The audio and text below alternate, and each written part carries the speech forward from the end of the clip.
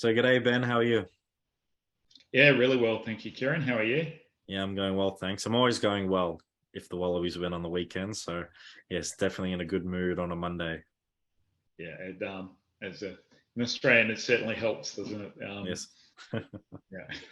So today we're going to talk about round three of the Rugby Championship. So the Wallabies versed South Africa over the weekend and got the win. And it was a good way to bounce back after a very disappointing loss in Argentina.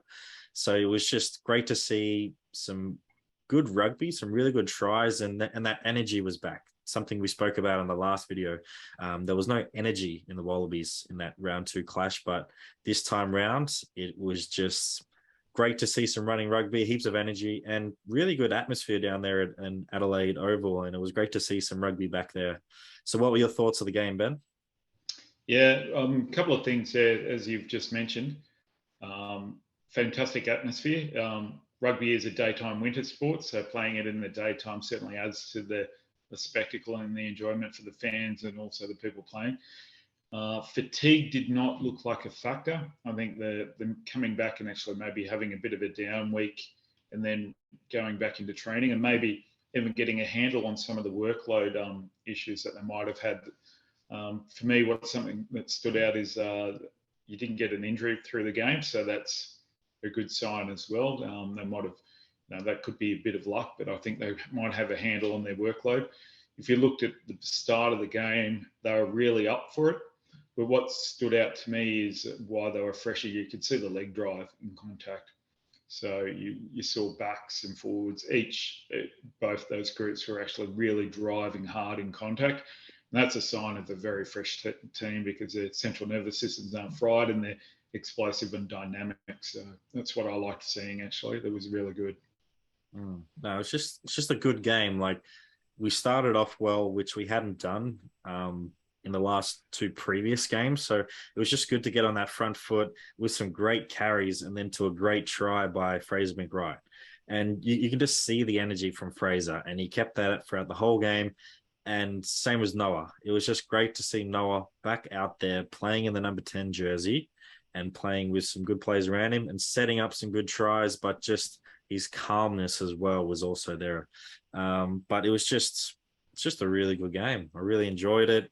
There were some times where I was just getting a bit angry at the Wallabies for doing some things, but they were very calm under the pressure, and they didn't let a try in for around 70 minutes. There was no tries. They scored some. The South Africa scored some two good tries at the end, but for that 70 minutes, the Wallabies were on defense. They were just hitting hard and weren't giving the Springboks anything. Yeah, that's something to take a look at. Say, as the reserves started coming on, and someone we'll talk about later, Daniela, I think he was a bit disappointing when he came on, and that probably let the standard down a little bit. But like you're saying, the defence was fantastic, and that's a sign of a really committed team. And after their performance in South Africa, they've really wanted to change that, and you can see that they're motivated to do that. So yeah, good signs, but probably want a little bit more out of that bench because that should realistically, if they stop one of those tries, the outcome of the level between how much they've scored versus being scored against would look much greater. I think they'll be a little bit disappointed with that little aspect as well. Yeah, 100%. And you probably already see the effects Laurie Fisher has had on this squad probably within 2 weeks or a week. Like he's probably brought some fresh ideas and just the experience that he's had from coaching from these many years, applying that to the Wallabies. And who knows, that could have been his effect on that defense and set piece. I would definitely say he brings a lot of energy and focus to the defence, and he really simplifies it. And he really works with individuals, not trying to change their tackle technique so much, just some of the systems. It brings some passion, but I think it also the showing a couple of weeks before that alone would be why you've got a better performance. But yeah, obviously Laurie's as he does more sessions, he'll improve the system that he wants to use there. But the freshness and that less fatigue, they're motivated. So it's fitness minus fatigue is performance, and it's getting that right. And I think they're probably getting that right now, and therefore they've got the motivation in games to actually perform because they're going into that game in a better state. 100%. So who were the standout players for the Wallabies in your eyes? Well, we can't get past Marika, can we? People, I could see some people sort of on social media going, he won man of the match with those stats. But it's not just the things that he did, it's the kick chase pressure that he puts on. It's the timing of his involvements are massively influential over a game. So it's not how much you do, it's how well you do what you do. And he does everything he can to benefit his team. He is very, very motivated. And it's those little things that he does all game, like the kick chase pressure. Like all of a sudden, if you're a back three, you're always thinking, I've got less time, because he's been chasing all game, and therefore they pass earlier or their pass has pressure on them psychologically. So he chips away. So for me, he was fantastic. Actually, I really liked Lenny Ikitau's game. I think he added a lot as well. I think Hunter was good too. It was actually really nice to see the whole backline firing.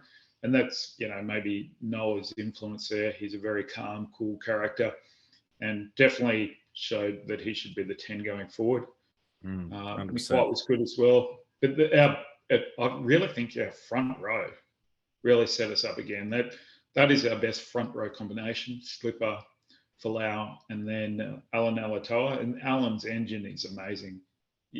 How deep he can go into a game as a tight head is fantastic. And it looks like he needs to at the moment too, because the backup player isn't quite there. And you can see that he hasn't.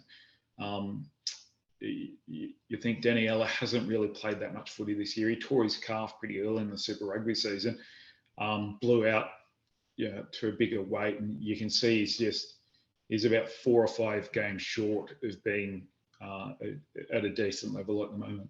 And your thoughts? Yeah, totally agree with Marika being the standout player. I was just thinking about the game and just thinking about his contributing to the game. It's just incredible to go from one side of the field to the other to make a try-saving tackle, to smack the living shit out of that player as well was just incredible. The effort. I don't think anyone can distribute his effort. Like he's always giving 100% every single game. And one thing I like to instill in my athletes when we're doing some small-sided games, so conditioning touch for anyone out there who doesn't know what it is no easy tries. Doesn't matter if the attacking team has that advantage and are running down and you're far away from them or you're not that close away from them, no easy tries. Marika didn't have to make that run, but he chose to, and he chose to give it his all just to give himself the opportunity to make a play at that ball. And I love that effort. I love seeing players just chase down that other person and just give no easy tries. And another thing for Marika was, I don't think any other winger in the world can run that fast and not get beaten. There was an instance when he was chasing down a ball from a kick, and the player was the opposition winger was going to do a step, but Marika was still at speed and he reacted at speed and still made that tackle. Normally, you get beaten if you're the winger, just a little step and they get beaten, but it doesn't seem like he gets beaten. He can stay at speed and still execute. I think that is just something I haven't seen in a rugby player lately, and it's just amazing. Yeah, I'll probably talk on 2 points that you've talked about. When you set up conditioning games, sometimes what you do is the middle part of the field where you score a try is 5 points. Next to that's 5, and further out's 3. And that actually encourages people to actually defend and chase defenders to push them out into the lower scoring zones.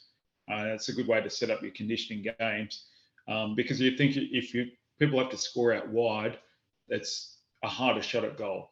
Okay, so if it's a harder shot at goal, there's less points. So that's something that you really need to install. And by just segmenting the different areas in that try scoring to be different points really encourages that quite well.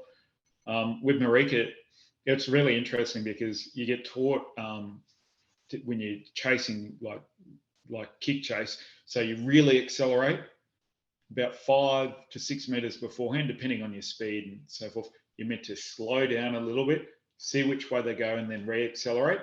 but he just skips that middle bit, which means you should be beaten. And I don't know how he does it. Like maybe he's not got Nostradamus skills and he can predict what they're going to do. I think maybe it's a bit more like that. He knows where they're going to go, so he forces them into that as well. So it's fantastic. It could be the sort of the deer in the headlights. The opposition player's like, oh shit, what do I do? And freezes up a bit, and that gives Marika a bit more time to make that play and put the opposition on the back foot. Yeah, possibly. Who knows? But I'm glad he's on our team. Yeah, 100%. So now we'll go through the team and sort of give our thoughts on what they did well and what they didn't do so well. So the front row, as you said, we thought they had a really, really good game. I thought Alan was just destructive on defense. He was putting just those shoulders to work and was hitting players hard, and it was just great to see. It was a bit disappointing in a couple scrums. I think some of them, yes, we did get penalised, but also at the same time, I thought Slipper was starting off straight and South Africa was going in before they were going straight. So probably something to work on. But I thought overall they just played really well. They maximised their involvement with Slipper giving that nice ball back to Noah in the second half, which was just a thing of beauty.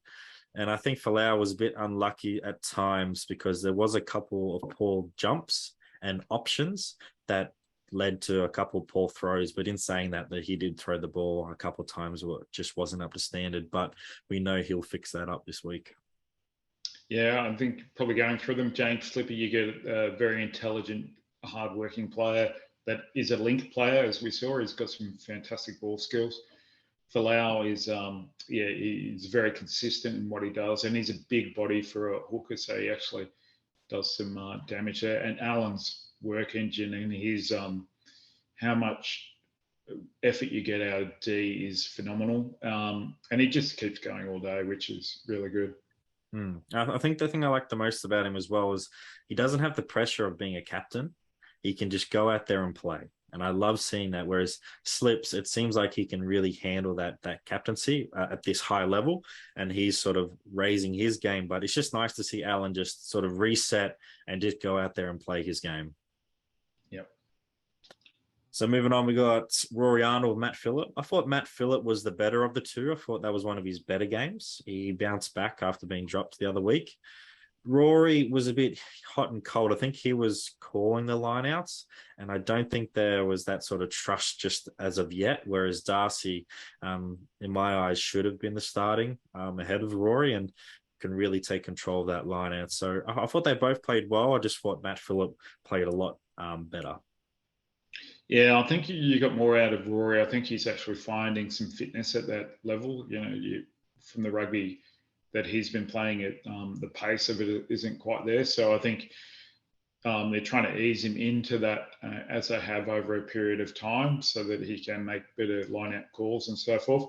But yeah, I agree. Matt Phillips was much better, and it's a really good response after a game that he wasn't probably as happy with, and then missing out, and he's taken his opportunity, which is great to see that when you do get an opportunity to try and take it, which you did. And it's good that we have 4 really genuine locks. It's not to say Rory is not up to that standard. It's just I think Darcy's better, but we do have those 3 plus Nick Frost as well, and plus Jed Holloway. So we've got some really good tall timber there. Yeah, and we want competition because competition actually improves, the competition at training, and therefore it flows into games. So people are really earning their spot. 100%. So moving into the back row, we have Jed, Fraser, and Rob. I think they were all quite solid, and I thought that was Fraser's best game. Best game in the 7 jersey. It was just great to see. He brings that energy and scored 2 really good tries after backing up those efforts. Yeah, I think Fraser's looking very, very comfortable there, and he's got Hooper behind him at some stage, so he knows he's going to absolutely be a point of difference to be starting or even on the bench in the future. So he's really taking his opportunities. I thought South Africa sort of handled Rob Valentini a bit better than any other team so far. But yeah, still, what I really did like about the way the Wallabies played, our ball runners were tipping early, so they'd attract a lot of people in sort of using the the psyche of a team against them at the beginning of the game, where they put 2 or 3 people in a tackle to really destroy, to not get any gain line by our big ball runners, but they were tipping because of the extra holes, so it actually made them think a little bit differently. So I thought it was very smart rather than just bash and barge. There was lots of tips and changing the point of the attack, which took the pressure off the ball runners.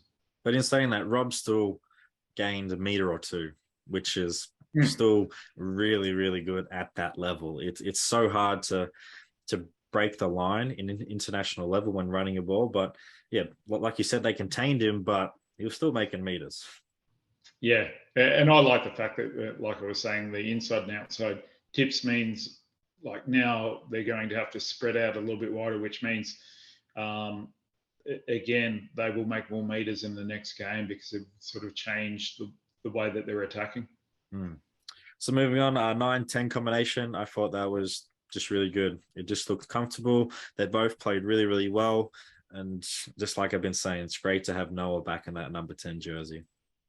Yeah, well, that 9-10 jersey sort of area, they've been playing together for a long time. But also what you get with Noah too, Noah played a lot of football with Tate McDermott growing up in rep teams and stuff like that, but also at the Aussie 20s level. So it's fantastic that he's got a good understanding of both nines. So that makes him a really good point of difference player in that combination.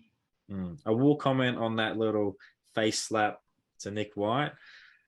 You can't do that. At the end of the day, you can't just hit someone in the face. I know what de Klerk was trying to do, but at the end of the day, I'm not a fan of the slapping of the ball or slapping of the wrist anyway. So if you're going to do that, you're going to have to live with the consequences as well if you get it wrong.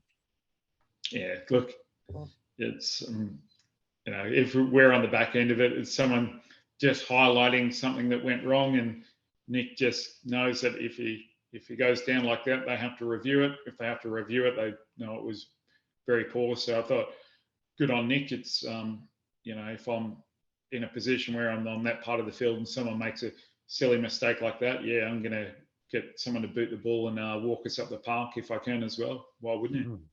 100%. So moving on to our center combination, I love to see it when players prove me wrong. Hunter was just awesome. He was really destructive on defense. He was getting out of the line, putting pressure on the Springboks, but he also had 2 really, really good kicks. The commentators actually got it wrong. They're like, oh, good kick by Noah. But I was like, no, that was actually Hunter doing those clearance kicks. So it was really good to see him and Lenny to work together, putting pressure on there, but also their attacking options was really good to see as well. Yeah, it's great. It gives us a really powerful center combination. Like Lenny and Hunter are both explosive and good defenders and have a bit of punch and leg drive about them. And Lenny's got a big left-footed boot as well. So, yeah, it's a great combo to have both of them there. I thought that their combination was quite good on the weekend as well.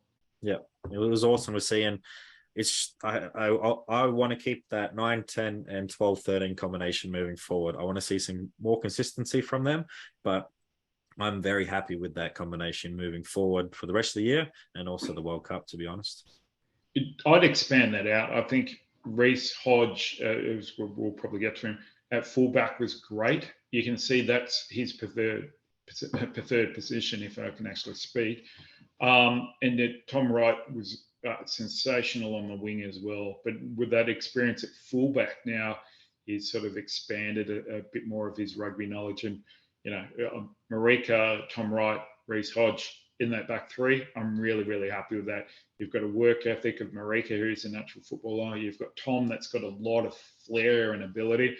And you've got a really safe Reece Hodge that knows the fullback position with a good boot. I think that's a good back 3.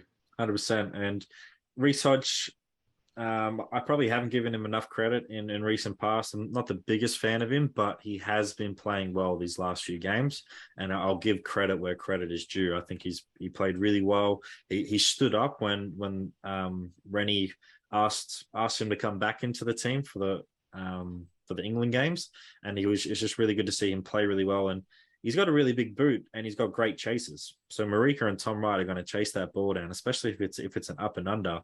Those two are going to put massive pressure on the opposition. So which means Hodge can then probably go back to fullback and doesn't have to chase. So I think just having that combination of a big boot and speed is going to be a real big advantage for the Wallabies moving forward.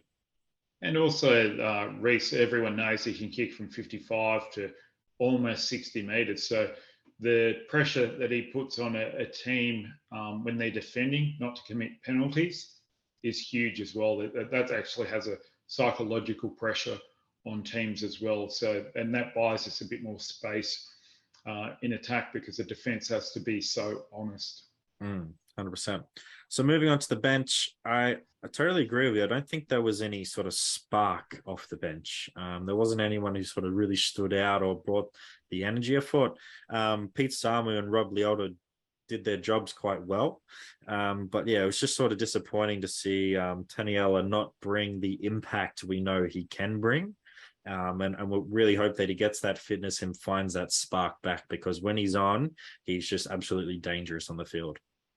Yeah, I'm thinking in the future, maybe you or I could go through and we might put out the minutes that they came on. I think on reflecting, I don't think there was many minutes given to that many reserves. Probably Darcy had the longest, I think. Yeah, so it's really hard. I thought Tate was good. But for me, it was great to see Andrew Callaway come back after, a significant hamstring injury, and then, get some minutes at the very end of the game. But it's good to get him back on the field. Well, you had 4 players coming off the bench who hadn't played the previous game, so it's going to take them a little time to get match fit and just find that rhythm out on the field as well.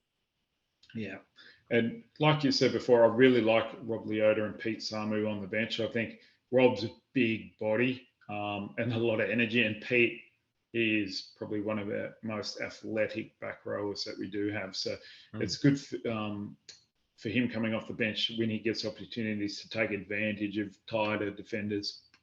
But I think that's a really good bench combination. All players I completely trust. And yeah, I think moving forward, that's a really good bench. It'll just be interesting to see the split between forwards and backs for the next game, but also moving forward to when we play the All Blacks as well. Will they bring in another specialist back, or will they keep that forward dominant bench moving forward?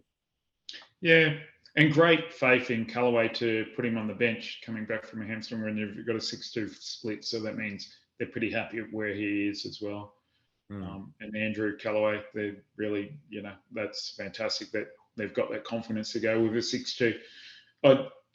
Most people think it is a risk, but I think Pete Samu, the way that centres play now most of the time, apart from, say, a set piece, they're either left or right side of the field, and Pete could actually play that role if needed anyway. Yeah, 100%.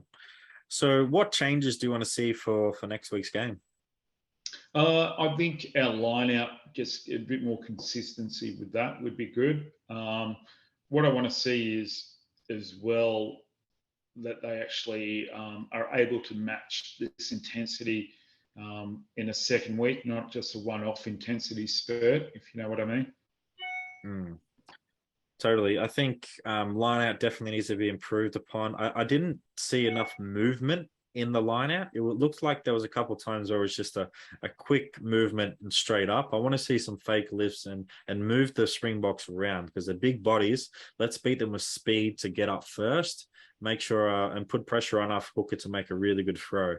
There's just wasn't enough speed for me, enough movement. And completely agree. So I think for changes, keep the same team, keep the same bench.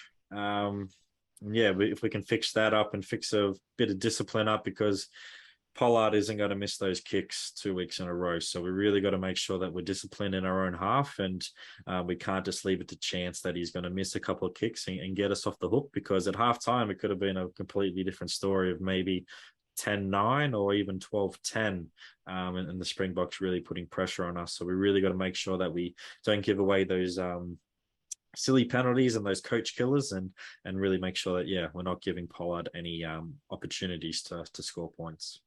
Yeah, and that's what I was talking about with the bench and the D. Like when you have a bit of reflection like you just did on the goal kicking that was missed, that would have been a very, very different story. So, the people coming on to that field need to actually add to that wonderful D that was demonstrated on the weekend.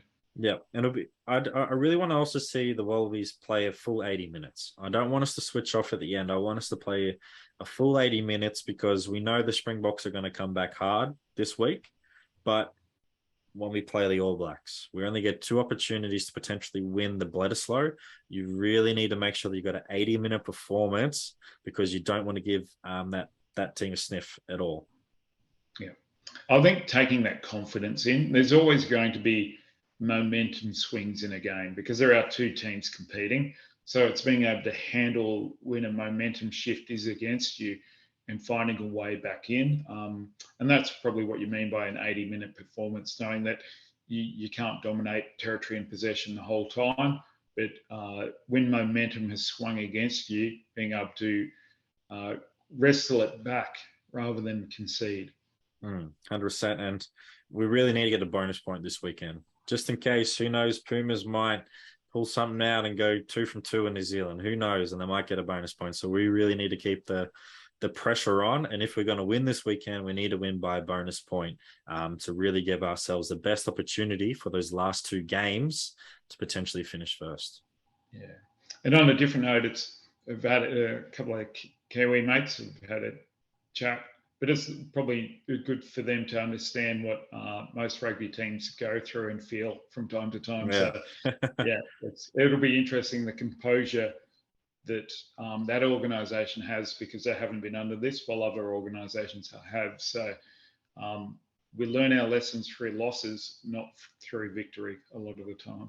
100%. So is there anything you want to see improved from the refs? I thought the refereeing was pretty good in this game. I think if I watched the Argentinian and All Blacks game, I think he was very whistle happy. It was almost too quick. So I want to see refs actually understand the flow of the game and when to pull it up and when just to talk before blowing it up. So, but overall, I was pretty happy with his performance. How about yourself? Yeah, I think there was just 2 areas for me. One was just the scrum. It's just making sure if you're going to give the whatever team the penalty, just make sure they've pushed straight first, and then they can sort of do whatever they want to. At times, like I did say, I think the Springboks were angling in on the tight head side, and they got a few penalties at the start, but then I think it changed when Slipper really stayed straight, and you could clearly see. So I just want to see a bit more consistency of the scrum and making sure that the right team is getting the penalty. But in saying that, if the ball is available at the back, do we need to call a penalty? The team's already got the ball. They're going forward a bit. Why do we need to blow it up and stop the momentum? Just say play on or get the ball out halfback and go. All right. There was a couple of times where I'm like, the ball's at the back. Just let it play. You don't really need to give a penalty and stop the game and then go to another set piece. This is going back a while, but the idea of a good scrum is you got front football. There was never the only thing that would happen in a scrum if it would be a short arm, so you could tap. So the idea of getting the ball back to the scrum in a dominant position was that you got really good football. Do we need to go back to that in a way? So if there's no full arm penalties awarded at scrums, does that make people want to, okay, the ball gets out quicker, we get on with the game? Is that potentially the way that we do that? And maybe, it's a short arm penalty rather than a long arm. People would say that the defending team will do all sorts of things, but I think it might be better for the game. But that's a bigger problem than I can influence. And then the last one for me was that Tom Wright yellow card. Springboks didn't take that tap. We're behind the scrum. So if there's a scrum penalty, you're meant to take it at the number 8's foot. They took it on the 5 meter mark. Hence the reason you hear the no. Was that to the Springboks or was that to Tom Wright? That's why Tom gets a bit confused, and you just sort of see him play on. And obviously he did make the wrong decision. He should have touched that player. But yeah, I just need to see, if you're blowing a penalty, they need to take the quick tap behind the mark. They can't take it on the 5 meter, if that makes sense. Yeah, that's true. That was no who and no to what. Yeah, just got to be clear on that. So that's all the questions for today for our review of round 3 with the Wallabies and Springboks. Hopefully, Wallabies can keep that momentum going into the next game. But just make sure you like this video, comment below of what you thought, share it around. Make sure you give us a follow on Instagram as well. We post a lot of great stuff on there. And yeah, thanks for tuning in for another review. And we look forward to doing this next weekend as well. So thanks, Ben, for joining me today. Yeah, thank you, Kieren. Always fun and always interesting.